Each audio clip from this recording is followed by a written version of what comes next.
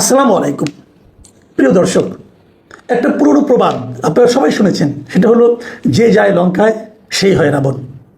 এখন এটা যদি আমি আমাদের এই বর্তমান সময়ের প্রেক্ষিতে অনুবাদ করতে চাই, তাহলে কীভাবে দাঁড়াবে? দাঁড়াবে এভাবে: যে যায় সরকারে অথবা যে যায় ক্ষমতায় সেই হয় স্বৈরাচারী বলবেন, নাকি স্বেচ্ছাচারী বলবেন, না কি বলবেন? এরকম হয়। এই উদাহরণটা কিন্তু আমাদের এই দেশে নতুন না, অনেক আগে থেকে চলে আসছে। আমি একটা পুরোনো সবচেয়ে প্রথম ঘটনাটা বলি। 1974 সালের ফেব্রুয়ারি মাসে একটা আইন হয়েছিল বাংলাদেশে। সেই আইনটার নাম হলো বিশেষ ক্ষমতা আইন। সেই আইনটা হলো এমন যে সরকার যদি চায় কোনো ধরনের আনুষ্ঠানিক অভিযোগ কিংবা গ্রেপ্তারি পরোয়ানা ছাড়াই যে কোনো ব্যক্তিকে অনির্দিষ্ট কালের জন্য আটক রাখতে পারে। মানে একজন লোক, সরকার যদি চায় যে সামওয়ান, যে কোনো একজন ব্যক্তি, আপনি হন, আমি হই, যে কারো হোক, তাকে ইচ্ছা করলে কোনো রকম আমার বিরুদ্ধে কোনো অভিযোগ তারা বলার দরকার নাই, আমার বিরুদ্ধে কোনো গ্রেপ্তারি পরোয়ানা ওয়ারেন্ট থাকার দরকার নাই। সরকার চাইলে এই আইন দিয়ে আমাকে অনির্দিষ্টকালের জন্য, 1 মাস 2 মাস 1 বছর কোনো ব্যাপার না, আমাকে আটক রাখতে পারে। এটাকে তখনই সরকার করেছিল যে অজুহাতে বলেছিল চোরাচালানি বেড়ে যাচ্ছে, সন্ত্রাস বেড়ে যাচ্ছে, অতএব এই আইনটা করা দরকার এবং লোকজনকে ধরে ধরে আনা দরকার। তো এই আইন দিয়ে চোরাচালানকে দমন করা গিয়েছিল, সন্ত্রাস দমন করা গিয়েছিল তা না, বাট এটা দমন করা গিয়েছিল বিরোধী রাজনৈতিক দলের নেতা কর্মীদেরকে ধরে ধরে, জাসদের নেতা কর্মীদেরকে তারা এটা নিয়ে আটক করতো। এটা 74 সালের কথা। 74 সাল থেকে শুরু করে যত সরকার আসছে আমাদের এখানে, সবাই এই আইনটা প্রয়োগ করছে। এবং যে সরকার আসছে সেটা সময় বিরোধী দল ছিল না? ছিল তো।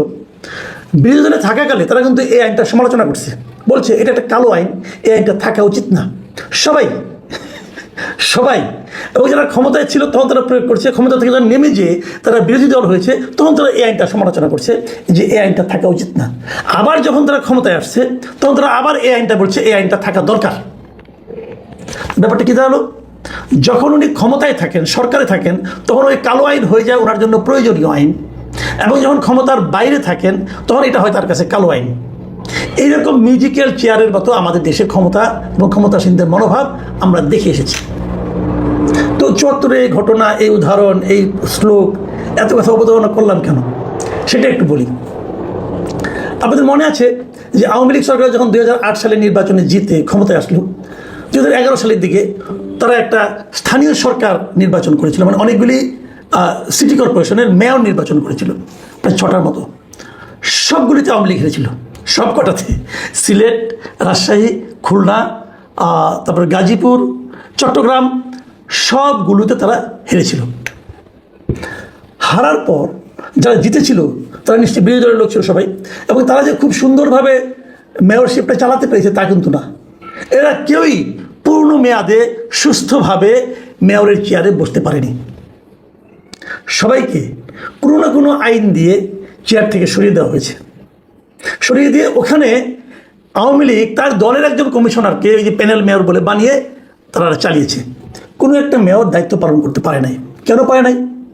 তাদের বিরুদ্ধে কোনো একটা আইন দিয়ে, কোনো একটা মামলা দিয়ে, তখন একটা নিয়ম ছিল, যদি কোনো মেয়রের বিরুদ্ধে কোনো একটা মামলা থাকে, ফৌজদারি মামলা থাকে, অথবা যদি সেই ফৌজদারি মামলার আসামি হয় এবং যদি তার বিরুদ্ধে কোনো নৈতিক স্খলনজনিত অভিযোগ থাকে, এই সমস্ত কয়েকটা নিয়ম ছিল। এইগুলি কোনো একটা থাকলে তাকে সেখান থেকে সরিয়ে দেওয়া যায়। সরিয়ে দিয়ে অন্য একজনকে আপনি ওদের মাঝখানে প্যানেল থেকে কাউকে একজনকে আপনি বসাই দিতে পারেন। প্রত্যেকটা জায়গায় এই ঘটনা ঘটেছিল। মেয়ররা হয় জেলে গিয়েছিল অথবা পলাতক ছিল, ঘটেছে। কিন্তু এই আইনটার আমি খুবই সমালোচনা তখনও করেছি, এখনও করি। আমার কথা হলো, একজন লোক জনপ্রতিনিধি, জনগণ তাকে নির্বাচন করেছে, তাকে আপনি একটা প্রশাসনিক আদেশের মাধ্যমে, নির্বাহী আদেশের মাধ্যমে তাকে আপনি সরিয়ে দেবেন কিভাবে? কেন? তাহলে আপনি জনগণের রায়কে অবমাননা করলেন না? এটা উচিত না। একটা ছুতা নাতায় তো আপনি তাকে সরিয়ে দিতেই পারেন, এটা উচিত না। এই বিষয়টা যখন আমাদের অন্তর্বর্তীকালীন সরকার এলো, তারা এটাকে আরও নগ্নভাবে প্রয়োগ করলো। কীভাবে নগ্নভাবে প্রয়োগ করলো? তারা অন্তর্বর্তীকালীন সরকার দায়িত্ব নিল কবে? 2024 সালের 8ই আগস্ট। ঠিক তার 9 দিনের মাথায়, মানে 17 আগস্ট তারা কয়েকটা আইন করলো। এই আইনগুলি কী কী? আইনগুলির নামগুলি আমি বলি। আইনগুলি হলো স্থানীয় সরকার সিটি কর্পোরেশন সংশোধন অধ্যাদেশ। আইন মানে অধ্যন্ত সংসদ নয়, কিন্তু প্রেসিডেন্ট অধ্যাদেশ জারি করেছে। তবে স্থানীয় সরকার পৌরসভা সংশোধন অধ্যাদেশ, জেলা পরিষদ সংশোধন অধ্যাদেশ, উপজেলা পরিষদ সংশোধন অধ্যাদেশ, এই 4টা আইন তারা করলো। এবং এই 4টা আইনে তারা কী বললো? তারা বললো আগে যেরকম একজন প্রশাসককে, একজন নির্বাচিত উপজেলা চেয়ারম্যানকে, নির্বাচিত জনপ্রতিনিধিকে, স্থানীয় সরকারের এদেরকে যেমন এখন একটা কারণ দেখিয়ে ছুতানাতায় সরিয়ে দেওয়া যায়, এখন তারা যেমন এতগুলি কারণ আমি কী করে দেখাবো, ওনারা কারণ দেখানোর মধ্যে ধার ধারলেন না। ধার না দিয়ে ওনারা বললেন, মূল কথা হলো ওনারা বললেন যে যদি সরকার মনে করে যে বিশেষ পরিস্থিতিতে অথবা জনস্বার্থে এই জনপ্রতিনিধিদের বরখাস্ত করতে হবে, তাহলে তারা ইচ্ছা করলে করতে পারে। মানে কোনো রকম অজুহাত, কোনো রকম লেইম এক্সকিউজ কিছুই দেখাতে হবে না। সরকার মনে করেছে যে বিশেষ পরিস্থিতি বা জনস্বার্থে। এখন বিশেষ পরিস্থিতি কাকে বলে বা জনস্বার্থ কোনটা, এর কোনো সংজ্ঞা কিন্তু এই আইনে দেখানো হয় নাই।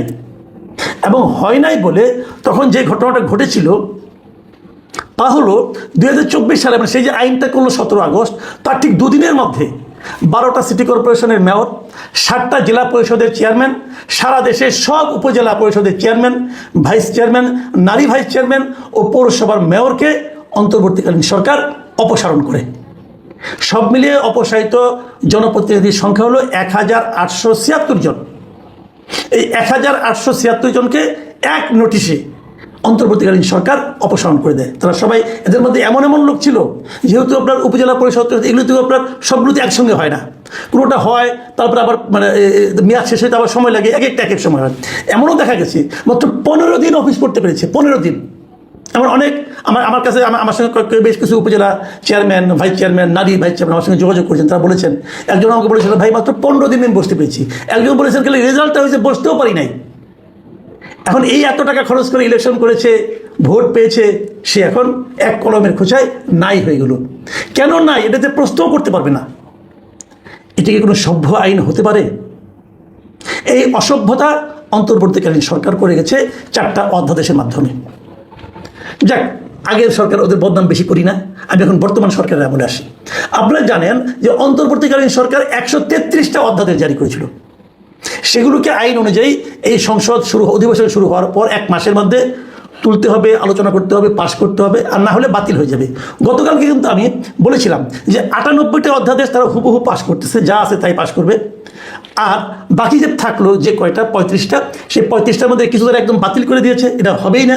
আবার কিছু তারা অধিকতরভাবে করবে এবং কিছু তারা আলোচনা করবে। এগুলো 3টা ক্যাটাগরিতে দেখেছি। কালকে আমি এগুলি যেগুলি বাতিল করে দিয়েছিল এবং অন্যান্যগুলি যে গণভোট জানে কি তারা মানে তুলবে কিন্তু আলোচনা মানে বাতিলই হয়ে যায় বলা যায়, যেগুলো আলোচনা করেছিলাম সেগুলো কালকে বলেছিলাম।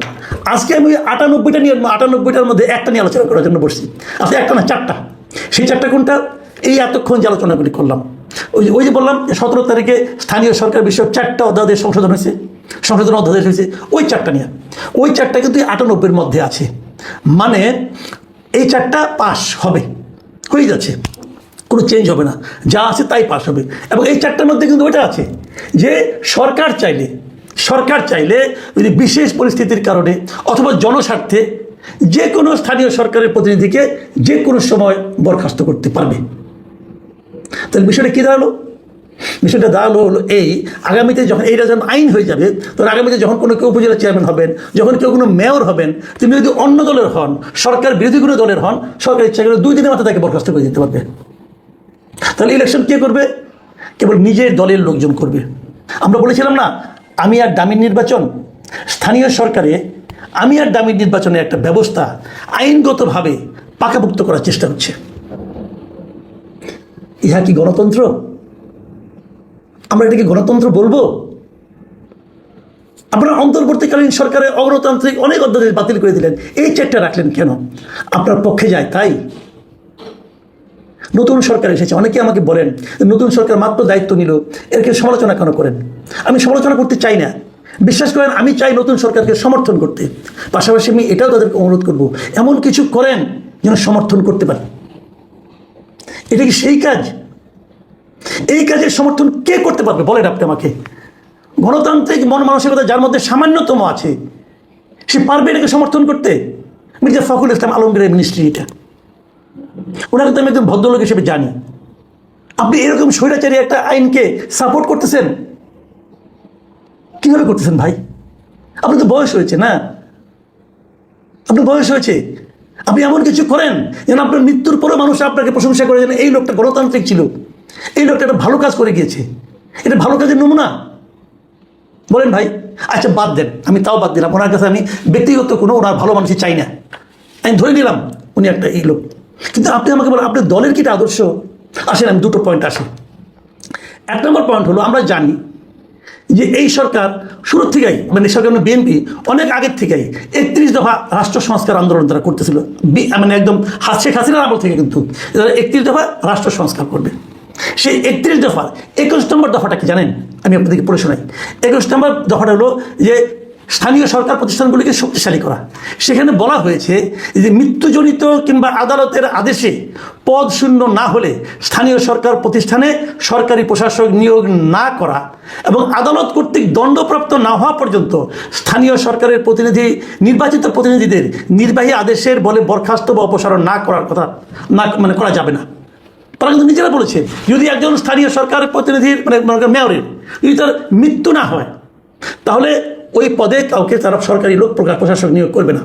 অথবা যাদের মধ্যে মামলা আছে, মামলা হলেই অপসারণ করবে না, অপসারণ করবে না, বরঞ্চ যতক্ষণ পর্যন্ত দণ্ডপ্রাপ্ত না হবে, আদালত যদি তার বিরুদ্ধে দণ্ডাদেশ দেয়, তখন তাকে অপসারণ করবে, এর আগে করবে না।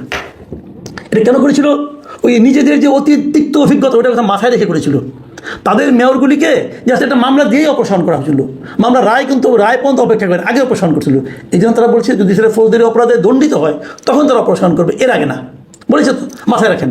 ঠিক সেই একই জিনিস এবার যখন তারা নির্বাচন করে, সেই নির্বাচনেও স্থানীয় সরকার, শক্তিশালী স্থানীয় সরকার গঠন, এখানে যে তারা বলেছে একই কথা বলেছে যে মৃত্যুজনিত কারণ কিংবা আদালতের আদেশে পদশূন্য না হলে স্থানীয় সরকার প্রতিষ্ঠানে সরকারি প্রশাসক নিয়োগ করা হবে না। তাহলে স্থানীয় সরকার কোনো প্রশাসক নিয়োগ করা হবে না। এই সরকার প্রথম দায়িত্ব নেওয়ার পর যে অপকর্মটা করেছে, আমার বিবেচনা অপকর্ম বলছি আমি, সেটা হলো যে বিভিন্ন সিটি কর্পোরেশনে তার নিজস্ব দলীয় লোককে প্রশাসক হিসেবে নিয়োগ করেছে। প্রথমে 6টা, পরে আরও 5টা। এটা আপনি প্রশাসক হিসেবে নিয়োগ করলেন কেন? এটা তো আপনি 31 দফা তো যা বলছেন, আপনার মানে নির্বাচনী ইশতেহার যা বলছেন তার ঠিক পুরো উল্টো কাজটা আপনারা করলেন। আপনি জনগণের কাছে অঙ্গীকার করেছেন যে আপনি প্রশাসক নিয়োগ করবেন না, করলেন কেন? দলীয় লোক নিয়োগ করলেন, এই আলোচনা করি না, প্রশাসক নিয়োগ করেছেন, কেন করলেন? এর বাইরে জেলা পরিষদগুলিতে, সবগুলি জেলা পরিষদে আপনারা প্রশাসক নিয়োগ করেছেন দলীয় লোককে, কেন? জনগণের কাছে করা অঙ্গীকার এত দ্রুত ভাঙতে একটু চক্ষু লজ্জা হলো না আপনাদের? একটুও না? আমরা আপনাদেরকে একটা গণতান্ত্রিক শক্তি ভাবতে ভালোবাসি। আমাদের সেই যে চিন্তাটা, সেই আকাঙ্ক্ষাটা আপনাদেরকে ঘিরে, সেটা অন্তত তোমাকে কয়েক মাস ধরে রাখেন ভাই, কয়েকটা মাস তো ধরে রাখবেন। আমি বুঝি না। প্রিয় দর্শক, আপনারা কি বুঝেন? আল্লাহ হাফেজ।